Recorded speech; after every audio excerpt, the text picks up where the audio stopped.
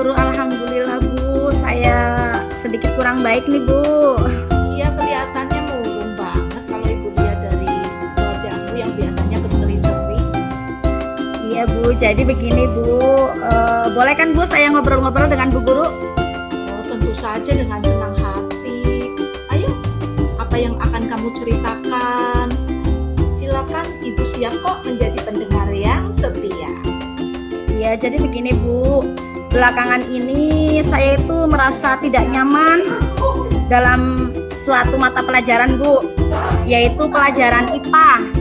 Jadi saya itu merasa kalau guru IPA saya, Ibu Dita itu agak kurang adil gitu kepada saya dalam memberi penilaian Bu. Kira-kira apa yang bisa Ibu bantu? Dan apa yang kamu ingin capai dari diskusi kita pada kali ini? Yang jelas saya ingin menemukan solusi dari masalah saya ini Bu. Apakah Ibu bersedia membantu saya Bu? Selain itu ada lagi? Tidak sih Bu, yang jelas permasalahan saya ini bisa terselesaikan, itu saja Bu. Oke. Baiklah, sebelumnya bisa kamu ceritakan hal apa yang membuatmu merasa tidak nyaman dalam mata pelajaran IPA tersebut? Jadi begini Bu, di kelas itu kan ada LKS gitu ya Bu. Bu Dita itu mewajibkan kalau kami di kelas itu harus membeli LKS. Nah, sementara kan Ibu tahu sendiri saya itu kan dari keluarga yang tidak mampu Bu, sehingga sampai dengan hari ini saya itu belum bisa membelinya. Nah, tapi walaupun seperti itu, saya itu selalu berusaha semaksimal mungkin untuk tidak ketinggalan dengan teman-teman. Saya meminta teman dengan melalui pinjam seperti itu Bu, pinjam ke teman-teman saya yang punya buku LKS gitu.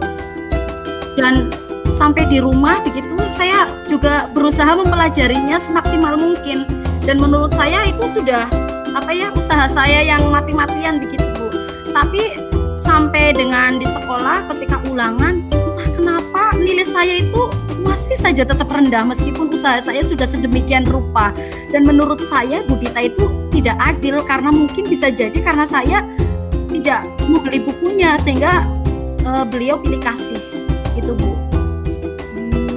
Bisa kamu jelaskan lebih lanjut apa yang membuatmu merasa diperlakukan tidak adil oleh guru tersebut? Jadi begini Bu, Ibu Dita itu kadang-kadang menyindir saya, dan saya merasa ya sedikit sakit hati gitu kan Bu, menyindir-nyindir supaya beli buku seperti itu. Kemudian ya intinya itu Bu. Kalau begitu Ibu sekarang mulai bisa memahami ya.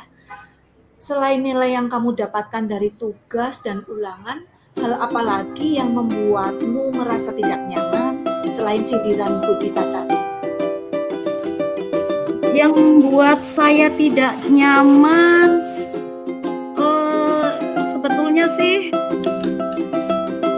selain itu kadang-kadang saya sempat mikir juga gini Bu, apa bisa jadi ini kan biasanya ya Bu, biasanya saya kalau pulang sekolah kan memang selalu belajar begitu ya. Saya pinjam, kan Bu Dita itu sering kadang-kadang ngasih tugas yang memang menggunakan buku LKS, sementara saya tidak punya dan saya harus pinjam ke teman. Ya semua teman juga meminjami saya begitu. Namun belakangan ini memang saya itu membantu orang tua saya yang saat ini ibu saya kan sedang sakit, dan saya menggantikan posisi ibu saya begitu. Saya membantu ibu sehingga pada jam pulang sekolah itu waktu saya untuk belajar itu tidak ada Bu. Jadi saya karena itu bisa jadi mempengaruhi nilai saya itu tidak ya Bu? Oke, tadi kamu mengatakan katanya Bu Dita sering menyindir-nyindir begitu ya? Iya. Iya. Coba bisa kamu ceritakan seperti apa bentuk sindirannya? Jadi bisa gini Bu, kamu ungkapkan dalam kalimat? Iya, seperti ini Bu. Jadi sering gitu ya Ibu Dita, anak-anak untuk memudahkan pembelajaran kalian, untuk memudahkan pembelajaran kita, maka sebaiknya kalian semuanya itu bisa memiliki buku LKS. Jadi silahkan kalian menghubungi itu ya Bu, tempat yang untuk beli biasanya kan di perpustakaan ya, disediakannya di situ, menghubungi bagian buku itu supaya membeli, dan diharapkan semuanya supaya memiliki buku LKS agar bisa dengan mudah pembelajaran IPA di kelas bisa nyaman, bisa kondusif seperti itu Bu. Sementara Bu Dita sendiri kan tahu kalau orang tua saya itu tidak mampu begitu. Kenapa harus mewajibkan seperti itu? Terlebih-lebih ketika ulangan ternyata nilai saya buruk. Jadi saya sangat berprasangka bisa jadi nilai buruk saya ini karena mungkin tidak punya LKS begitu Bu. Saya jadi menyimpulkan seperti itu Bu. Gitu ya.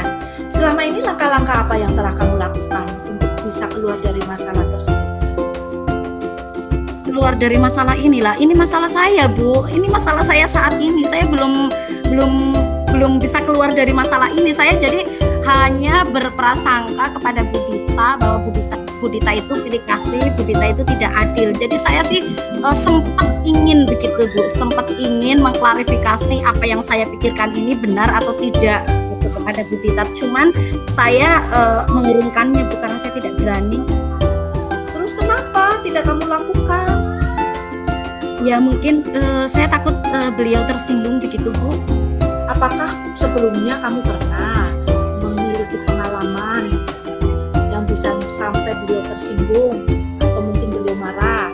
Oh, tidak sih Bu, tidak.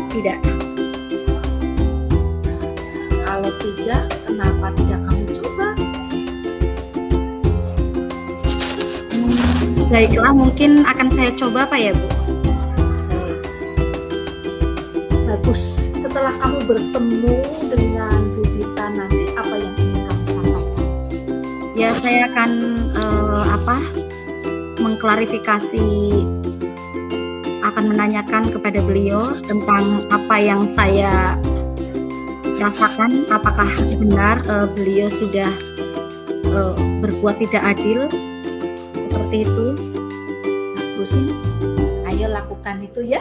Selain itu, apa kekuatan yang kamu miliki sehingga kamu merasa yakin bisa mendapat nilai tinggi walaupun tidak memiliki buku ringkasan materi tersebut? Sepertinya saya memang harus memilikinya Bu. Sepertinya saya harus punya buku itu. Jadi mungkin saya harus membeli buku itu karena mau tidak mau memang. Kalau tadi menurut Ibu, kata-kata Bu Dita itu ya ada benarnya juga sih ya Bu. Karena memang saya tidak punya buku sehingga otomatis saya memang ketinggalan ya Bu. Ketinggalan materi daripada teman-teman yang punya buku yang bisa dengan mudah diakses sendiri di rumah ketika ada tugas dari Bu Dita.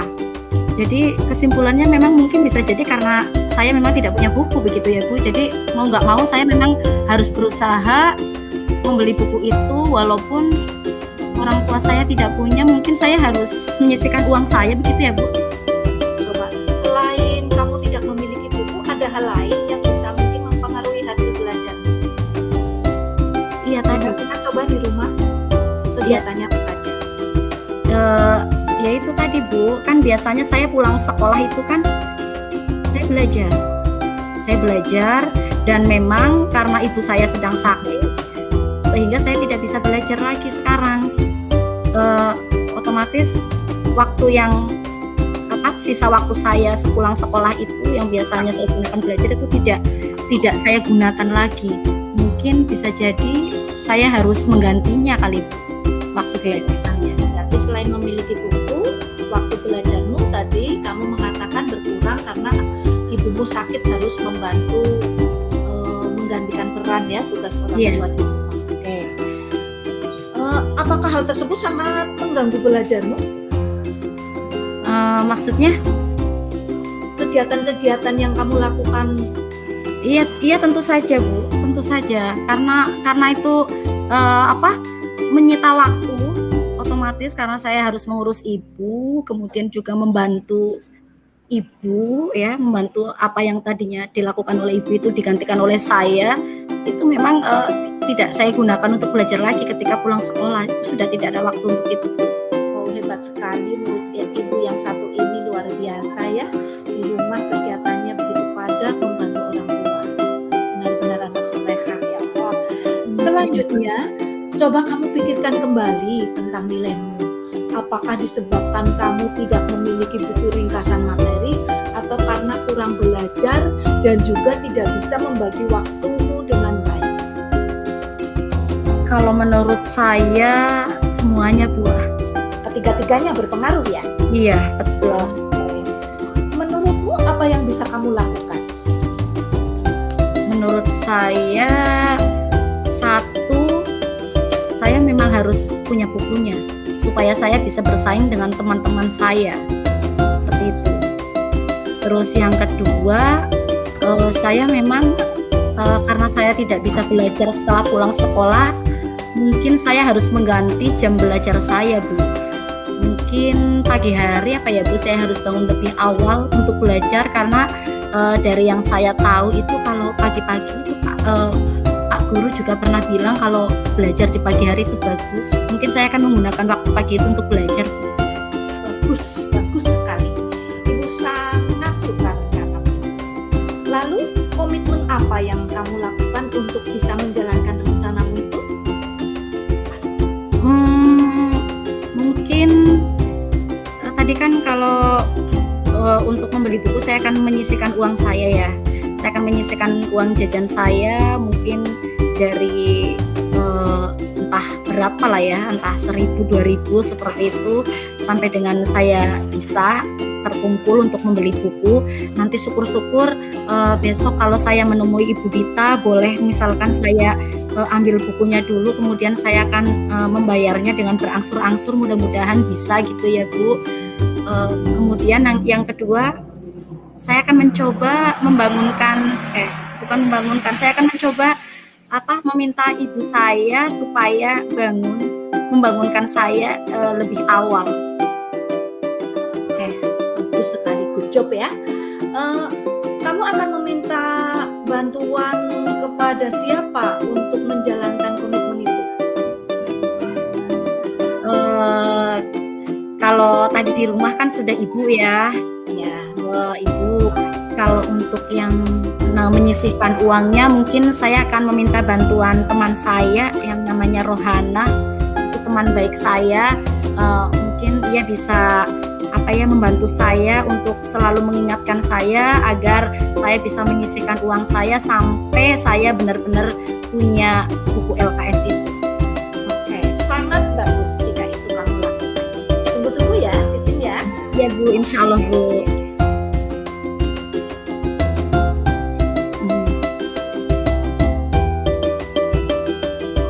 Baiklah Bu, sepertinya saya sudah menemukan solusinya ya Bu ya. Terima kasih banget ya Bu, sudah mau mendengarkan keluhan saya. Akhirnya saya bisa menemukan solusi. Insya Allah besok saya akan menemui Ibu Dita dan kedepannya saya juga akan menyisihkan uang jajan saya akan meminta Rohana dan nanti saya pulang juga akan menyampaikan ke Ibu supaya Ibu bisa membangunkan saya lebih awal. Oke, bagus sekali ya. Sekarang silakan kembali ke kelas, ikuti pelajaran selanjutnya. Semangat, tetap semangat ya. Iya, oke. Terima kasih ya Bu. Assalamualaikum. Waalaikumsalam warahmatullahi wabarakatuh. Yang kedua ya.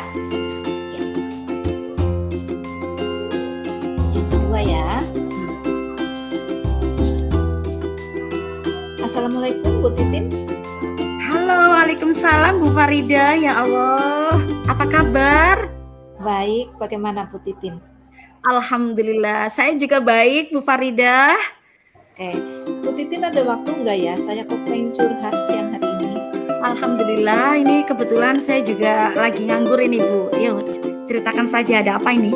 Begini loh Bu Titin, akhir-akhir ini di sekolah saya marak terjadi pembulian.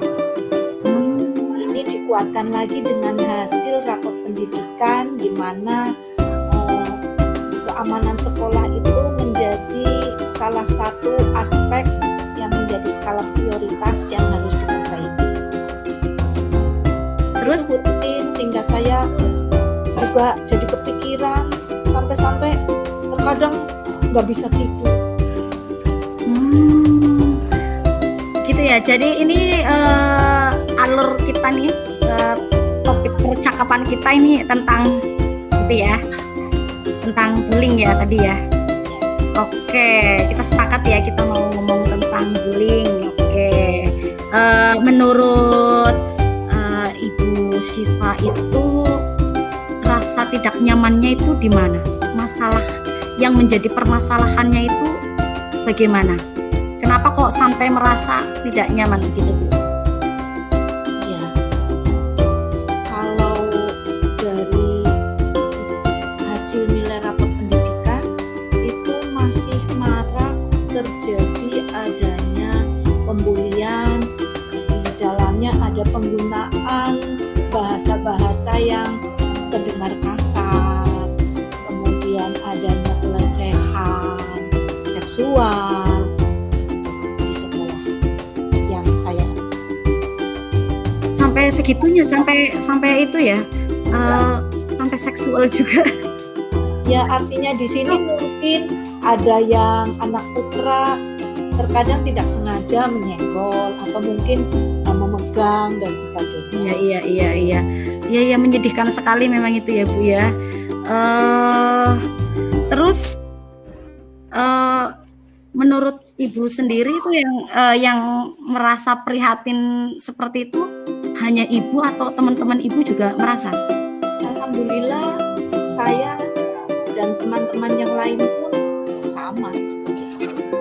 Jadi ada beberapa siswa yang memang di sini kalau saya mengatakan sih memang sedang mencari perhatian, ya, sedang mencari perhatian, sedang mencari identitas diri, sehingga mungkin melalui cara-cara yang menurut saya masih kurang pas.